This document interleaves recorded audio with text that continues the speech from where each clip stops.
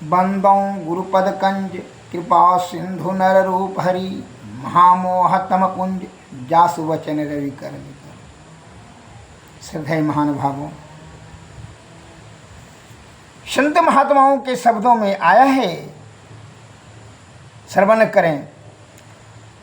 पसान लो मणि मृष्णिक्या त्रिमय मेहसु पूजा पूर्वजन्म भोगकारी मुमुक्षो तस्मात् ही स्वहृदय चिते भवै कुर्यात द्वाह से चैनम परिहरेद पुनः भवाय। अर्थात पत्थर, लोहा, मणि और मिट्टी की मूर्ति को पूजा करने से मोक्षार्थी को पुनः भोग जन्म आदि प्राप्त होते हैं। अतः यति को चाहिए कि अपने हृदय का पूजन करें, अर्थात अपने अंतर में ही अंतर साधना से पूजन करें, अंतर में ही पूजन करें। सारांश,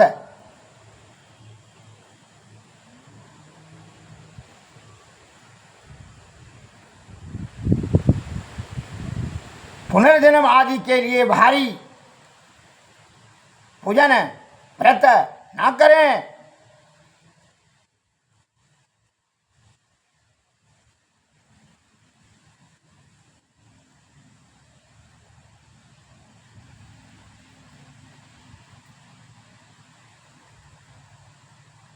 अन्य यह जो बताए रहे हैं महात्मा संत महात्मा उपनिषद में जो शब्द आया है, पत्थर, लोहा और मणि और मिट्टी का पूजा करके धर्म संचय करके के आप स्वर्ग प्राप्ति करेंगे।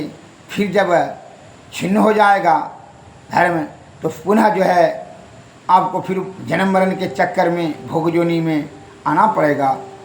इसलिए संत महात्मा बताते हैं कि आत्मा को परिशुद्ध करके, सूरज को परिशुद्ध करके आप तीनों मंडलों के पार वेदानुसंधान विधि से अंधकार प्रकाश और शब्द मंडल के पार वेदानुसंधान विधि से आप आदि शब्द को प्राप्त करके निशब्द में यह जीवात्मा को परमात्मा की प्राप्ति अर्थात सद्गति हो जाए, उसके लिए आप यत्न करें। नो कि अपना आयु बल बुद्धि अन्यत्र भटक कर करके समय को नष्ट करेंगे। तीर्थ प्रयाग पूजा पाठ में तो आपको मिट्टी, लोहा, मूर्ति सब पूजन करने से धर्म होगा, परंतु फिर जन्म मरण के चक्कर में भोग योनि में आपको पुनः आना पड़ेगा। इसे बचने के लिए श्री सद्गुरु महाराज के श्री चरणों में जाकर के जुक्ति से भक्ति से तब मुक्ति होगा। सद्गुरु बताते हैं, संत महात्मा बताते हैं कि मानस जप, मानस ध्यान, दृष्टि साधन, सूरज शब्द योग, जिसको नदानुसंधान कहते हैं, इसके द्वारा आप पुनः जन्म मरण के चक्कर में बड़ा सरल और सहजतापूर्वक यह ब्रह्म तत्व का दर्शन हो जाएगा, अर्थात प्राप्ति हो जाएगी। फिर जो है जन्म मरण के चक्कर में फंसने की आवश्यकता नहीं होगी। इसमें मन, माया, पाप, ताप, संताप जल के राख हो जाता है। इस अनुसंधान विधि करने से फिर आपको भोग योनि में जन्म मरण के चक्कर में नहीं आना पड़ेगा। इसमें बता रहे हैं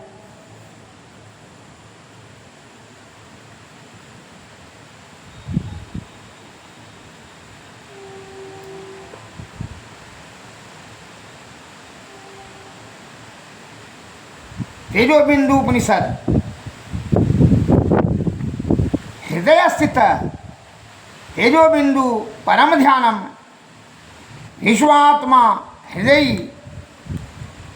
समस्थितम अर्थात हृदय स्थित विश्वात्मा तेजस्व स्वरूप बिंदु का ध्यान परम ध्यान है।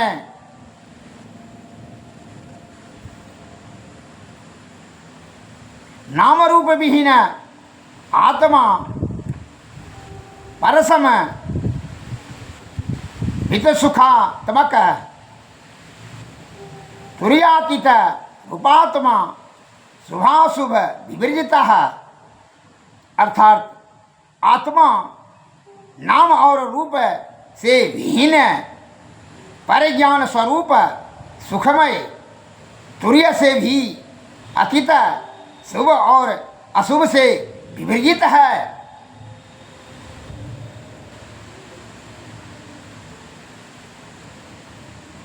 बहुत से साधारण मस्तिष्क में यह प्रश्न उठ जाता है,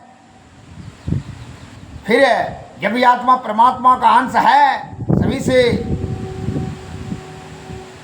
विरक्त है, तो कैसा क्यों होता है? मन और माया के कुसंगति में पड़ करके इनको कष्ट भोगना पड़ जाता है। इसलिए इसकी कुसंगति को छुड़ाने के लिए आपको ध्यान बता रहे हैं कि बिंदु ध्यान है, विधि नाद ध्यान, सरल सरल जगमय परचारी। इसलिए संत महात्मा लोग प्रचार प्रसार कर रहे हैं, बता रहे हैं प्रवचन के माध्यम से कि यह बिंदु ध्यान से नाद ध्यान करेंगे तब जो है यह नाद ध्यान पर, अनहद नाद पर जब चले जाएंगे, यह सूरत जीव आत्मा चेतन जीव, तब उसमें उस अनहद नाद में जो शब्द होता है, शब्द में जो ध्वनि होती है और ध्वनि में जो ज्योति होती है, वही ज्योति में मन और माया पाप ताप संताप सब जलकर राख हो जाएगा। अर्थात सभी इंद्रियां से वह विरक्त हो जाती है, जीवात्मा निर्मल और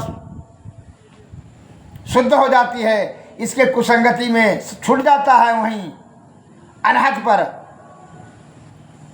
और तब वहाँ ज्योति में जब इसका मन माया सब जलकर राख हो जाता है, पाप ताप संताप, तब क्या होता है? तब आदि शब्द की प्राप्ति होती है। आदि शब्द से निशब्द, निशब्द परम पद वही है परमानंद। अर्थात वहाँ पहुँचने के बाद यह परम आनंद अर्थात सदगति हो जाती है। फिर जो है आवागमन के चक्कर में आने की कोई आवश्यकता नहीं है। योग तत्वोपनिषद कृष्ण यजुर्वेद का नाना मार्गेस्तु दुष्प्रियाय केवलम परम पदम पतितः शास्त्र कालेषु प्रज्ञा तैन मोहिता। अर्थात केवल परम पद नाना मार्गों से दुष्प्राप्य है। नाना शास्त्रों के जाल में पड़े लोग उनको उनकी शास्त्रों की बुद्धि से मोहित हो रहे हैं।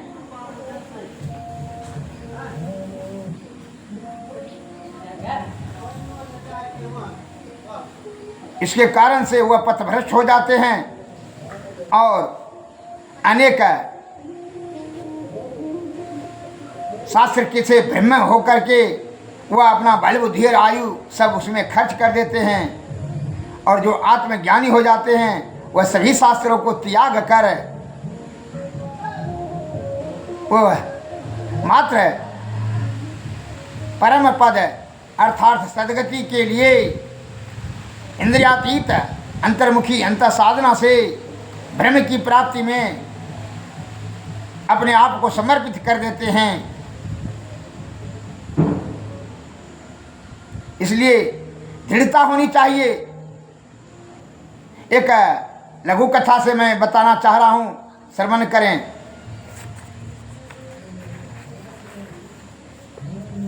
एक शिष्य ने महात्मा जी से अपने गुरु महाराज से प्रश्न किए, गुरुदेव ईश्वर यथाशीघ्र क्यों नहीं प्राप्त हो जाते हैं और कैसे होगा जल्दी से जल्दी तुरंत भगवान प्राप्त क्यों नहीं होते हैं? उसमें धैर्य धर के बहुत मेहनत करना पड़ता है बहुत दिनों तक, जिसके कारण से नाना प्रकार का विषय उत्पन्न हो जाता है।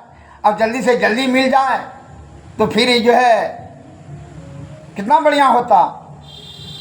इस प्रश्नों का जवाब गुरु महाराज ने कहा, ठीक है कल जाना गंगा स्नान के लिए, हम तुमको वहीं जवाब दे देंगे। कहा ठीक है गुरुदेव। वह दूसरा दिन गुरु और चेला दोनों गए गंगा नदी स्नान करने के लिए। गुरु ने कहा चलो इधर आ जाओ नदी के। जब गया भर नाक के तरफ ऊपर पानी में गया, गला से ऊपर हो गया नाक से। अब जो है गुरु महाराज ने कहा चल और इधर आ जाओ, तो चेला शिष्य और चले गए तो पानी सिर से ऊपर हो गया। गुरु महाराज ने झपट कर करके अपने शिष्य के कंधा पर बैठ गया और कस कर करके उसका मुड़की को पकड़ करके पानी में दबाने लगा। अब जो उसका सांस फूलने लगा चेला का, शिष्य का, वो तो इतना छटपट करने लगा, निकलने के लिए लगा कि अब तो उसका प्राण निकल जाएगा। अपना प्राण बचाने के लिए नाना प्रकार का हुआ कोशिश किया, अपना पूरा बल से बल, अत्यंत बल लगा करके गुरु महाराज छोड़िए नहीं रहा, उसका दम फूल रहा है और पूरा बल लगा करके गुरु महाराज को उठा के फेंक दिया पानी में। और जल्दी जल्दी अपने प्राण बचाने के लिए जल्दी जल्दी तैर करके भागा और वहाँ करके किनारे में आकर कहता है, आप गुरु महाराज आप यहाँ नदी में लाए हैं मेरा हत्या करने के लिए, ये गुरु का गुण है। आप गुरु हैं कि हत्यारा हैं? आप आज हमको जान मारने के लिए यहाँ बुला करके लाए हैं। तो गुरु महाराज आए और कहा बस क्रोध को, वह तीव्र आवाज में ऊंचा शब्द में गुरु को हत्यारा कह करके संबोधित कर रहा था। कहा आज हम जब कोशिश करके नहीं निकलते तो आज तो आप हमको डुबा करके मार ही देते। कहा बस ये प्रश्नों का जवाब दे रहे थे। कैसे प्रश्न का जवाब दे रहे थे? यही जवाब है प्रश्नों का। क्योंकि प्रश्न तो था तुम्हारा कि भगवान जल्दी क्यों नहीं मिल जाता है, इसी का प्रश्न का जवाब हम दे रहे थे। बस क्रोध को त्याग दो। कहा कैसे जवाब हुआ, इस प्रश्नों का जवाब कैसे हुआ? गुरु ने समझाते हुए कहा कि जितना बल और बुद्धि तुम जब हम तुमको जब पानी में मुड़का पकड़ करके गोच रहे थे, डुबा रहे थे, उस समय तुमको कोई बुद्धि का प्रयोग तुम कर रहा था? कहा जी नहीं, हमको कोई कुछ सोच विचार रहा था किसी के बारे में, भाई कैसा है, बहन कैसा है, माँ कैसी है, बेटा कैसा है, धन चाहिए, जन चाहिए, मकान चाहिए, दुकान चाहिए, पुत्र चाहिए, भगवान चाहिए, कुछ चाहिए, कुछ चाह था उस समय। कल्पना एक ही था केवल जो है कि प्राण को बचाना है, मैंने जीव का सुरक्षा, अपना जीवात्मा का सुरक्षा ही तुम्हारे मन में आया। अब उसको बचाने के लिए तुमने सभी बात को, सभी चिंता को, सभी दुख को छोड़ त्याग कर करके तुम अपना प्राण जीव को बचाने के लिए, अपना प्राण बचाने के लिए सभी बल उसमें लगा दिया। कुछ नहीं विचार कर रहा था उस समय, जो कि ये गुरु का भी अपमान करेंगे, वो हमको उठा के तू पटक दिया, उधर फेंक दिया। कहा जी, कहा इस भावना से अपना प्राण को बचा लिया। उसी भावना से दृढ़ता पूर्वक अगर यदि तुम ईश्वर को प्राप्ति करने में लगा दो, छल कपट प्रपंच माया मोह मन बुद्धि विचार ज्ञान ध्यान सब छोड़ करके उसी में तुम लगा दो, तो ईश्वर प्राप्त अवश्य होगा, इसमें जरा भी संशय नहीं है। लेकिन जब तुम पूजा पाठ ध्यान भजन करने के लिए आते हो तो घर पर ध्यान रखता है, मकान बनाना है, दुकान बनाना है, ऐसे करना है, उसे करना है, स्त्री को समझाएंगे, बेटा को पढ़ाएंगे, पोता को विद्वान बनाएंगे, बेटी को नौकरी लगाएंगे, नाना प्रकार का बात सोचता है, जिससे तुम्हारा मन तुमको विषय की ओर ले जाता है। कामनी कंचन सुरा और सुंदरी प्राप्त करने के लिए और जो है बड़ा प्राप्त करने के लिए ध्यान करता है कि सत्संगी बनने का ढोंग करता है कि हमारा भी बड़ा हो, गांव में बड़ा हम सबका सत्संगी हो गए हैं, बड़ा सच्चा हो गए हैं। ये बड़ा प्राप्त करने के लिए, प्रसन्नता प्राप्त करने की जो लालसा है, धन जन विषय भोग से जो आसक्ति के कारण से नहीं त्याग हो रहता है, विरक्ति का भाव ही नहीं होता है, विषय के प्रति आसक्ति है और ईश्वर कैसे मिलेगा। इसलिए संत महात्मा ले कहता है दृढ़ता पूर्वक जो करेगा उसे ही ईश्वर मिलेगा। मैं दूसरा उदाहरण देता हूँ। इस प्रकार से वह शिष्य ने समझ लिया, सही कहा अपने गुरुदेव, जिस प्रकार प्राण की बचाने के लिए प्रयत्न करते हैं किए हम, वही अगर यदि कोशिश हम करेंगे ईश्वर प्राप्ति करने में तो अवश्य उनको आना होगा। दूसरा उदाहरण देते हैं कि जब तक चेतन जीवात्मा सूरत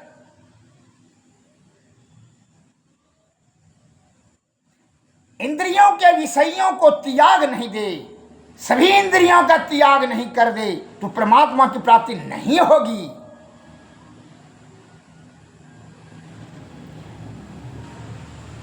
किसी प्रकार का कोई भी इंद्रियों से आसक्ति होगा तब तो वह लटका रहेगा इस संसार में। जब इसीलिए संतों ने कहा इंद्रियों के विषयों से जब विरक्ति भाव हो जाए तब संन्यास ग्रहण करना चाहिए बुद्धिमानों को, और जब आसक्ति है जब तक तब तक संन्यास ईश्वर प्राप्ति असंभव है। और मन आपका विषयों का मालिक है, मन बड़ा प्रबल है, इसलिए मन आपका छूटता ही नहीं है विषय से। और मन को नाश करने के लिए संतों ने कहा कि अनहद में जो ध्वनि होती है, ध्वनि में जो ज्योति होती है, वही ज्योति में मन को लीन करके, वही मन जब लीन हो जाएगा तो सभी इंद्रियों से कुसंगति या चेतन जीव का छूट जाएगा। तो अनहद नाद में जाने के लिए आपको बिंदु ध्यान परम आवश्यक है। बिंदु ध्यान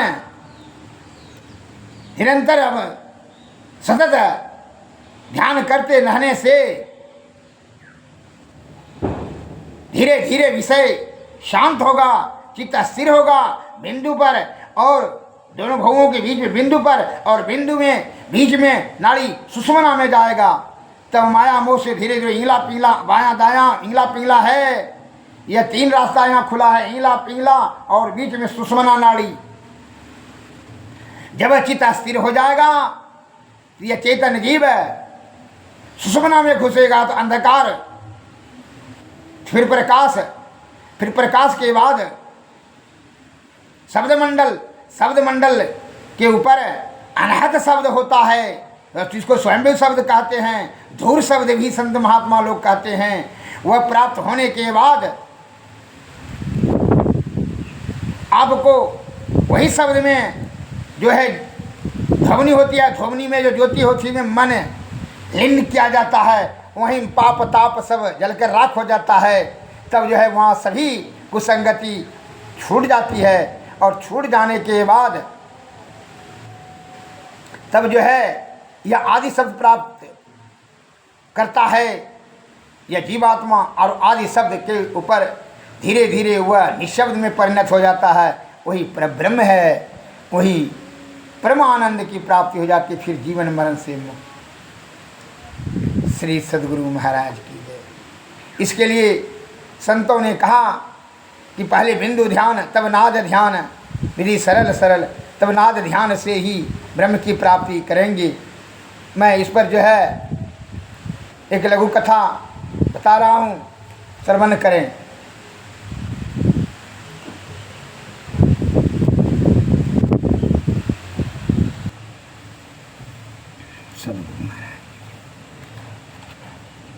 एक सेठ जी के मन में विषय के प्रति विरक्ति भाव हो गया और उसने सभी चीज का त्याग करके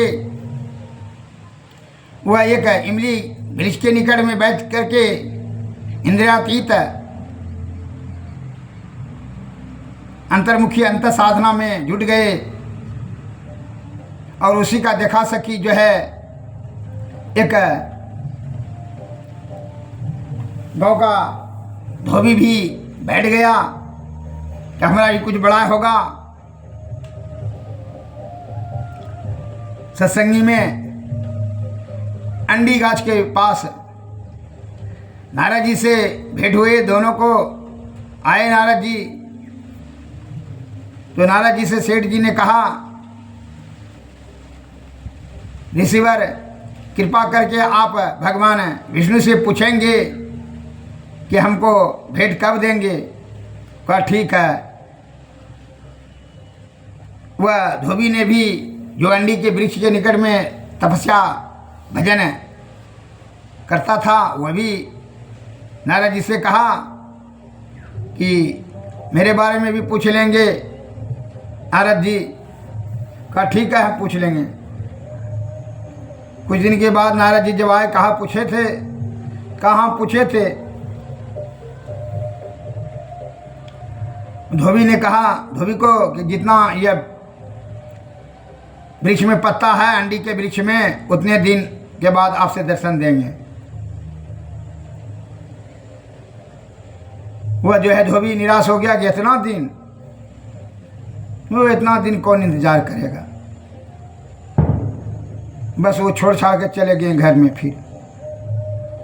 फिर जो है सेठ जी के पास आकर के कहते हैं कि जितना यह वृक्ष में पत्ते हैं, उतने दिन में भगवान बोले दर्शन देंगे। सेठ जी खुशी के मारे नाचने लगे और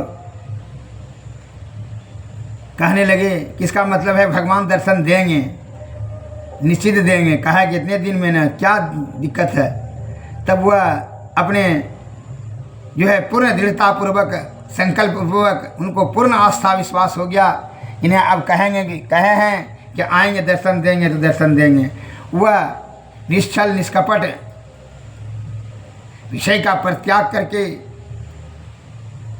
वह साधना में, अंतर साधना में जुट गए और तुरंत 2 दिन के अंदर में आ गए।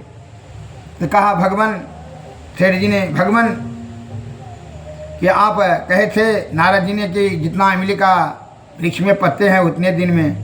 कहा था तो ठीक है कहा था, परंतु तुम्हारी विषय से किसी प्रकार का लगन नहीं रहा और तुम्हारा श्रद्धा शक्ति बढ़ गई।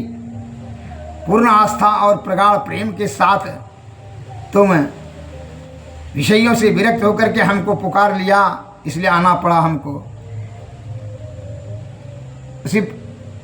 अतः जो सुदीक्षित पवित्र आत्मा से विषय से विरक्त होकर के ईश्वर को पुकारते हैं, ईश्वर उनका अतिशीघ्र ही उनको दर्शन देते हैं और उनको सफलता सिद्धि प्राप्त होती है, अर्थात सद्गति मिलती है, मोक्ष की प्राप्ति होती है। इसलिए सर्वप्रथम आप विषय से विरक्ति प्राप्त करने के लिए सुषुम्ना में ध्यान करें, जो कि यह तीनों पर्दों के पार, अंधकार, प्रकाश और शब्द मंडल के पार जाकर के अनहद शब्द की प्राप्ति होगी। इसके लिए सुषुम्ना में ध्यान। आप जितना लगन होकर सुरा सुंदरी कामनी और कंचन को प्राप्त करने के लिए ललायित होते रहते हैं कि इसमें आनंद है। अरे सुषमना में ध्यान जब चला जाएगा तो कैसा आनंद मिलेगा।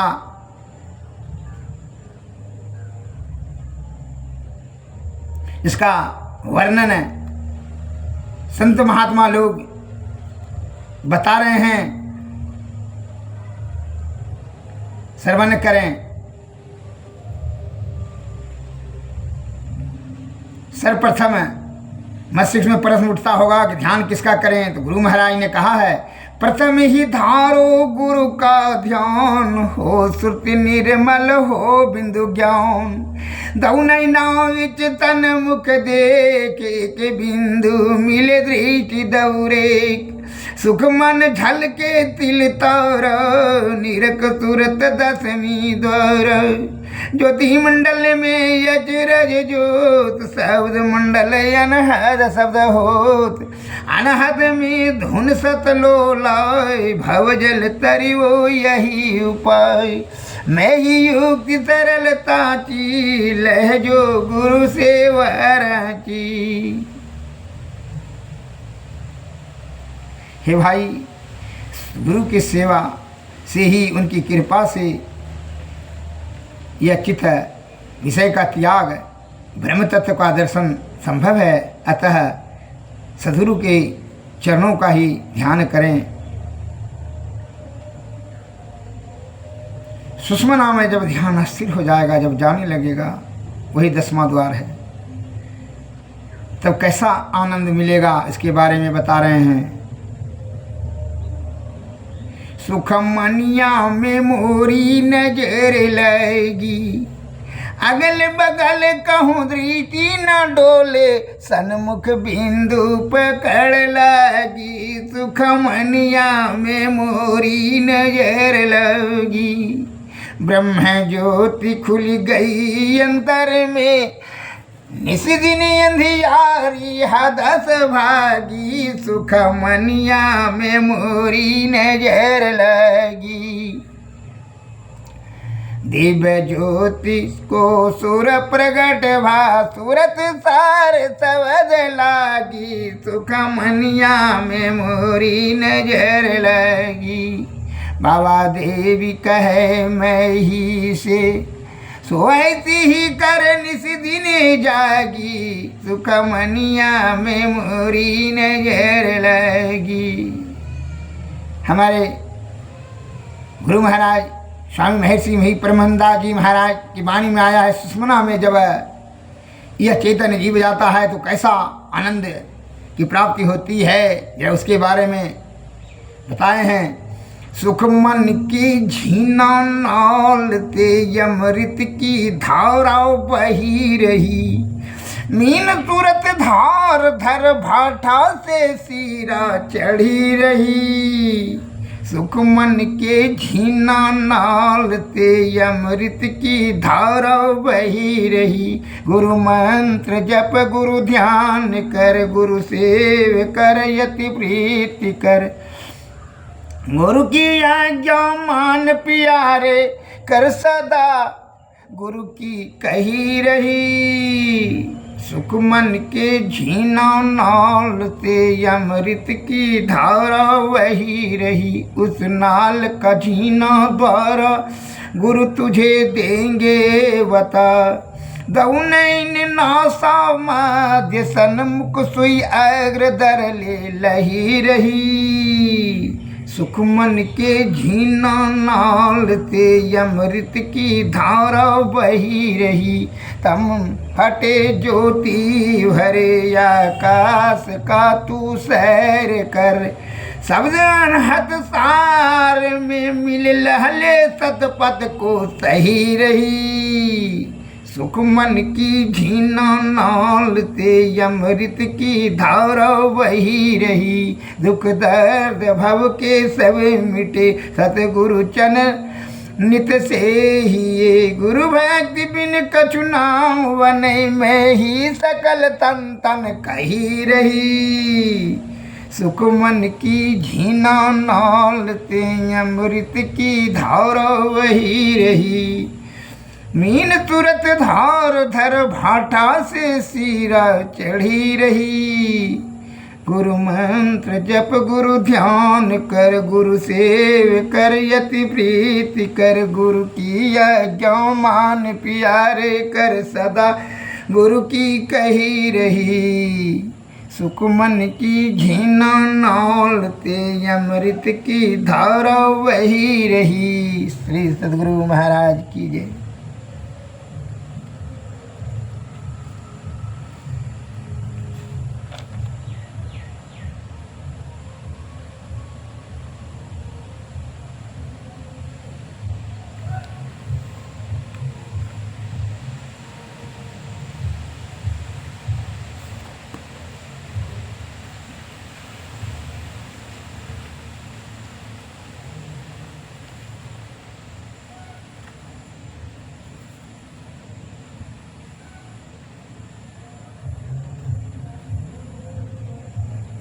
कि भाई यह जो है शरीर मौत की तरफ तीव्र गति से जा रही है।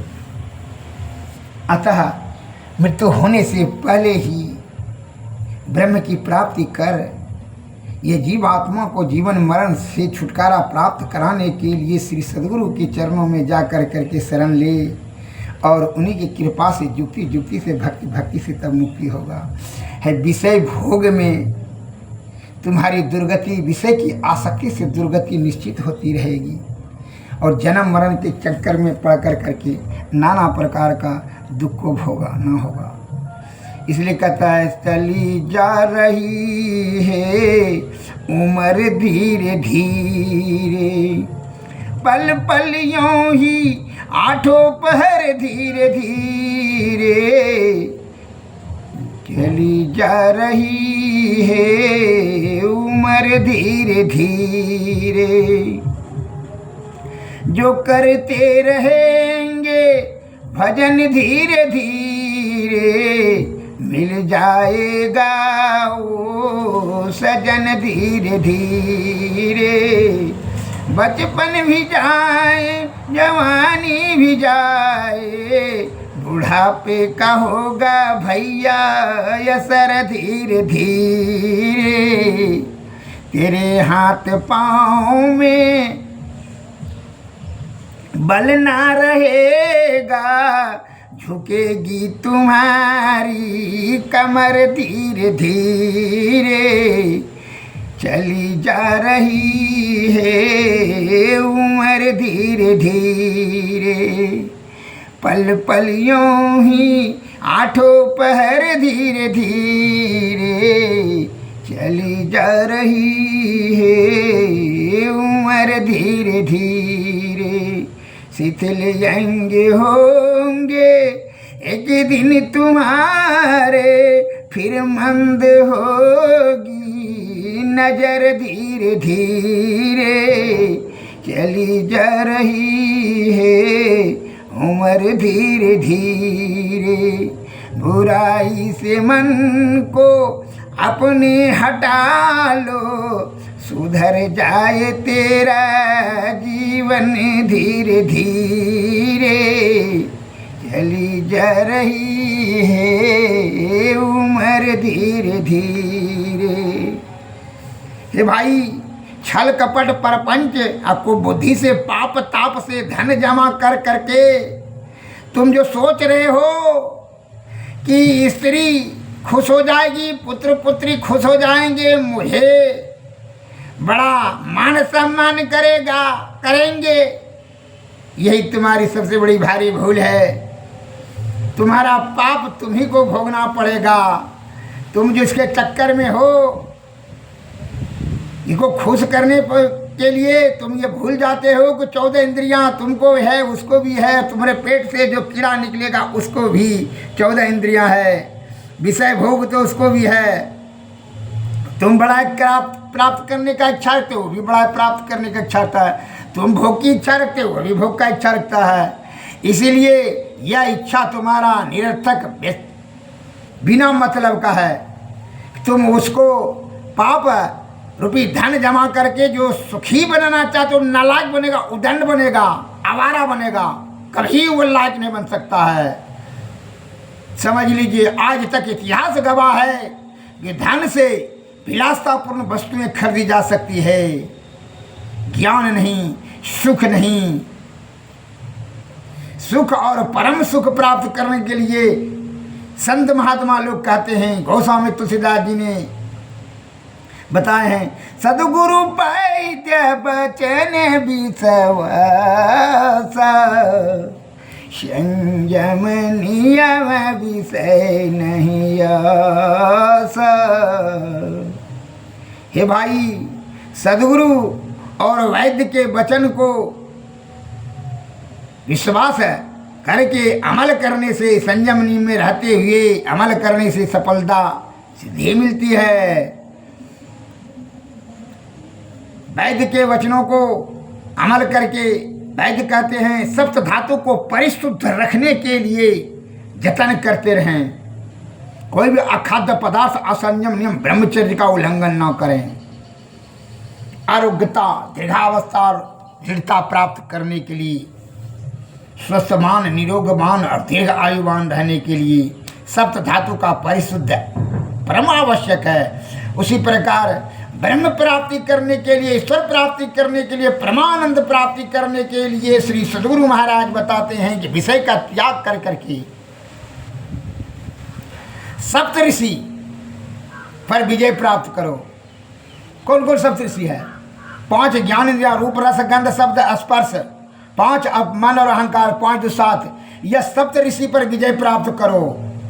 यह विजय प्राप्त करके ही तुम जो है यह जीवात्मा जो है ब्रह्म की प्राप्ति करने में लगेगा। अन्यथा मन जो है वह विषय की ओर धकेल देगा। रूप या आँख ने खूबसूरती स्त्री को देखेगा, काम वासना जगाएगा। दुश्मन को देखेगा, क्रोध उत्पन्न कर देगा। आपको सड़ा हुआ मुर्दा देखा, घृणा उत्पन्न करेगा। कठोर शब्द सुनेगा तो क्रोध उत्पन्न होगा, और मधुर शब्द सुनेगा तो यही सब के 6 चक्कर में तुम स्वादिष्ट भोजन देगा तो फिर खाने के ललक बढ़ जाएगा। या के कारण से आपका आध्यात्म पतन होगा। इसलिए सुंदर व सुंदर, शब्द अशब्द, ये सभी के पार जाना होगा। ये सभी को चक्कर का छोड़ देना है। सप्त ऋषि यह जो है रूप रस गंध शब्द स्पर्श और मन और अहंकार, या 5 सातों ऋषि को विजय प्राप्त करने के लिए आपको सद्गुरु के शरणों में जाना होगा। इसी को कहता है विषय का त्याग। इंद्रियातीत होकर के अंतर्मुखी अंतर साधना से परमात्मा की प्राप्ति करेंगे। जिस प्रकार सप्त धातु को परिशुद्ध करके निरोग रहेंगे तभी सुखी होंगे, उसी प्रकार सप्त ऋषि पर विजय प्राप्त करके ही आप क्या करेंगे, तभी आप परमानंद की प्राप्ति कर सकते हैं, अर्थात ईश्वर की। संत महात्मा लोग बता, नैनों के तौरे चश्मरो तन क्यों नजरिया के नहीं, रूह रोतन आत्मभूतन क्यों पकड़ जाते नहीं। नक से सीख लो, नक से सीख लो, बिंदु प्रीति में तुम रमे हो हे प्रभु। प्रति पकड़ में तुम भरे हो, क्यों धरे जाते नहीं। सर्वरूपी हो कहाते, फिर अरूपी हो गए। सूक्ष्मतर मन बोधि हूँ से क्यों गहे जाते नहीं। प्रति अंत में अंतर बाहर, घट के व्यापक व्योम व्योम त्यों तुम हो। सर्व व्यापक क्यों प्रगट होते नहीं। तुम में निज में भेद बुद्धि की जो सकते हैं मिटा।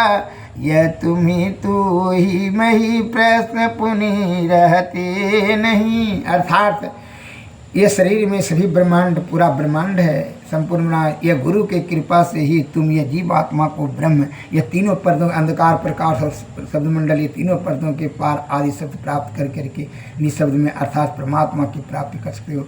अन्यथा यह 9 दरवाजे में से किसी दरवाजे से निकलेगा तो यह है जो जन्म मरण के चक्कर में फंसेगा। 10वां द्वारा के लिए सुषमना नाड़ी जिसको कहते हैं। इसीलिए संतों ने कहा, ध्याना अभ्यास करो तद तदहि, चातक दृष्टि बनाई हो, लखत लखत छवि बिंदु प्रभु की, ज्योति मंडल धस धाई हो, राम नाम धुन सत धुन सारा, शब्द केंद्र ते आई हो, तधुन भजत मिलो प्रभु से, निज आवागमन नसाई हो, गुरु की भक्ति साधु की सेवा, बिनु नहीं कछहु पाई हो, याते भज गुरु गुरु नित ही, रहो चरणन लौलाई हो, बिंदु चंद्र तब सुर पर कौसे, शब्द लहर लहराई हो, जो यति सिमट रहे सुख मन में, ताको पड़ई जनाई हो, मैं ही सतगुरु की बलिहारी, जिन यह ने युक्ति बताई हो, धन धन सतगुरु मेरे पूरे, निस दिन तो शरण आई हो, ध्यान या भक्त करो तद तदहि, चातक दृष्टि बनाई हो, लखत लखत छवि बिंदु प्रभु की, ज्योति मंडल धसि धाई हो, श्री सद्गुरु महाराज की जय।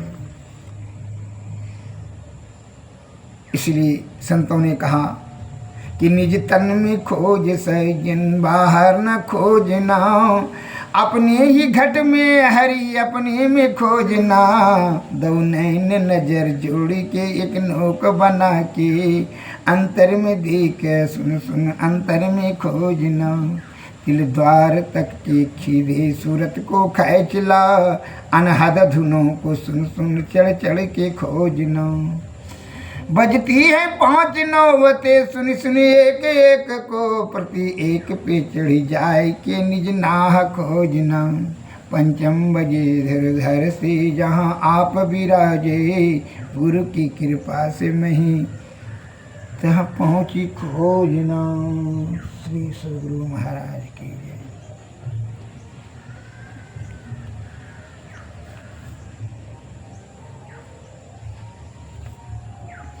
समय बहुत कम रह गया है, नाना प्रकार का इंद्रिया सुख को तृप्ति करने के लिए बल बुद्धि आयु को खर्च कर दिया, अतः अब कुछ क्षण बचा है, इसका सदुपयोग करो, जीवात्मा को परमात्मा की प्राप्ति कराने में लगाओ।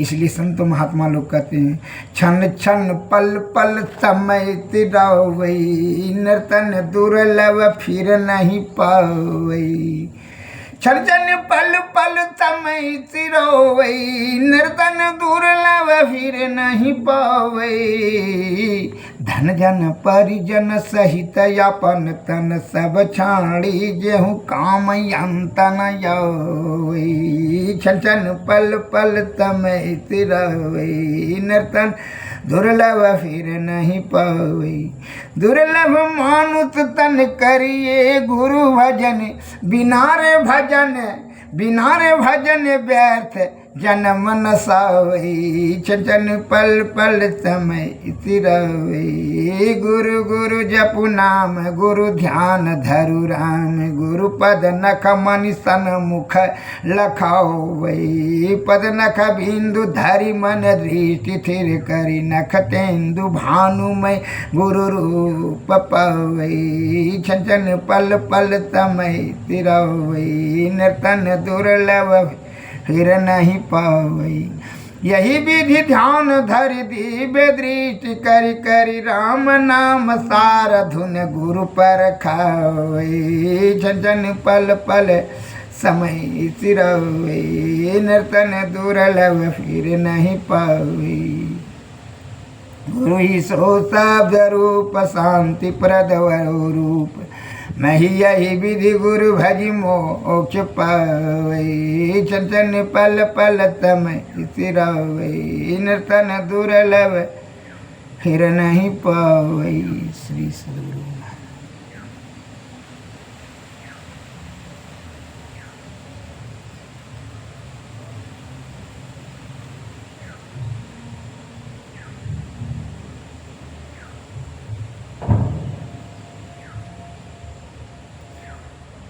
और पीतन मंदिर में कीजे दृष्टि जुगल कर सन मुख दीजी चमकै बिंदु सूक्ष्म यति उज्ज्वल ब्रह्म ज्योति अनुपम लख लीजी चमक जगमग जगमग रूप ब्रह्मंडा निरखी निरखी ज्योति तज दीजी